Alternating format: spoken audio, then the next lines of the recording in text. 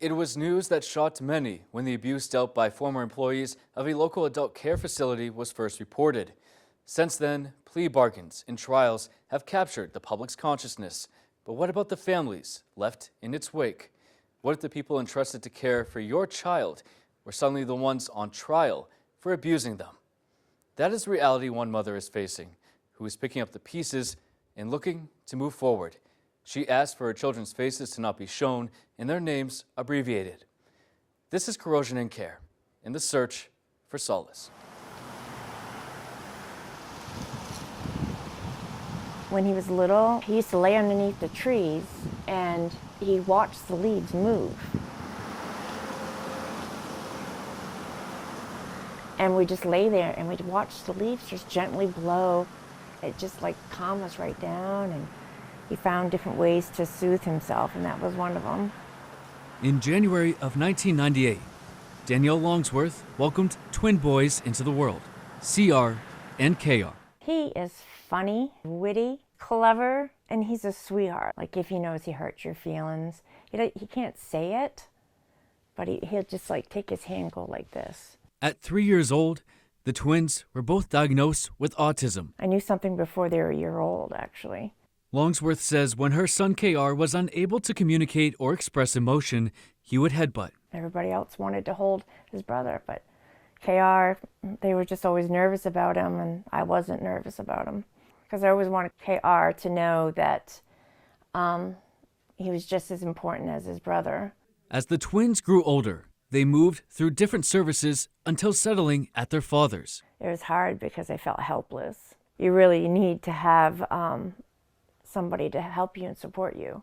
And I didn't have anybody to help me. And that's why the boys end up living with their dad, because I didn't have any help. By the age of around 17, Longsworth says the boys were taken from their fathers by the state. CR wrote down on a piece of paper to the teacher, and he said, "Spend the night Mama's house happy." And he went home and he showed it to his dad, and his dad burnt it in front of him. With help from her sister-in-law, Margaret, KR was moved to a service in Florida. You know, it was not a good situation there. He got beat up a couple times. The 1,000 miles away from her son would soon change when the agency her other son was staying at visited KR and agreed to take him in. So when he got there and he saw his house, he was really happy. I just kept visiting him, constantly, just so he reassured him that nothing's going to happen to him. With a mother and her 2 sons reunited, a once broken family found solace again. Just that feeling of finally being, okay, being in a safe place, and not knowing that not too long after that is when it started.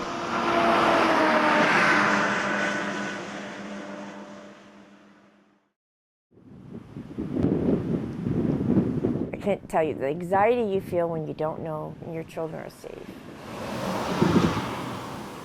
In March of 2022, the Department of Health and Human Services says Adult Protective Services and law enforcement received a report of alleged abuse coming from inside Lee Residential Care, a social services program in Hamden providing residential group housing for disabled adults. Longsworth says she found out through a phone call from an assistant attorney general that her son, KR, was one of the 2 reported individuals abused by their caregivers. I feel like I should have known this or something. I just was not prepared for what I was going to hear. It was a pattern of abuse and harrowing behavior between 2019 and 2022 that court documents described as grotesque and pervasive. Court documents described one report during the Christmas season of 2021 when a direct service provider at Lee pressured KR to perform sexual activity on another victim for pizza. After a co-worker informed an administrative assistant in March of 2022 about the alleged abuse, 4 employees from Lee Residential Care were charged with multiple counts of endangering the welfare of a dependent person. Longsworth recalled seeing her son for the first time after learning of the abuse he suffered. I just hugged him and I just said, "I'm so sorry. I'm so sorry that you've been through all this. And I love you very much." She says her and her son had a close relationship with Rene Dubois III, a direct service provider for KR. I actually called up Renee and I said, Renee, I need you to be honest with me. Did anything happen to my son? And he said, no, I would never do that. In October, Dubois pleaded guilty to one count of endangering the welfare of a dependent person and was sentenced to 5 years in prison. Dubois was the second former employee to be sentenced to prison, following Zachary Connors back in August. My biggest fear is that KR doesn't think he deserves, happiness and love. Like when he was in Florida, I was afraid that he thought I'd abandoned him or something. But here, and thinking, okay, my mom put me here, and then all of a sudden all these guys, and just hoping inside he doesn't think that, that he deserved to be treated like that. I worry that he thinks that.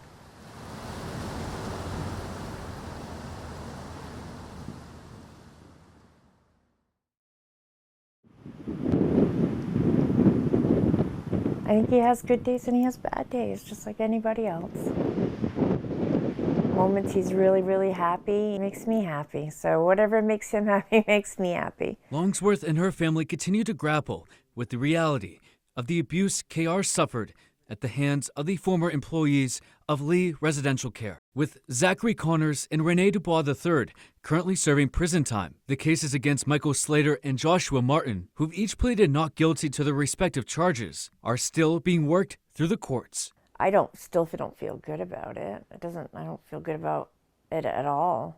I hope the time that they spend in jail, that they really think about the things that they've done. According to Longsworth, it's not the administration she holds resentment over. She was in shock as well. But rather, it's the two convicted and the two accused of inflicting KR's abuse who are the source of her and her family's anguish. I don't think the agency itself is a bad agency. I think the individuals that did this to him is bad. As time carries on, so too do the memories and the pain. But for Longsworth and her son, look at you smile. She says they're finding hope from a once hopeless path.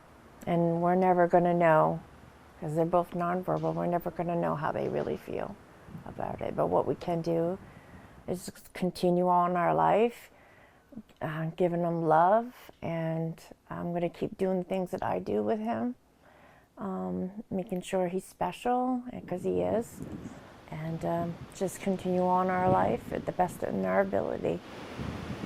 That's all we can do.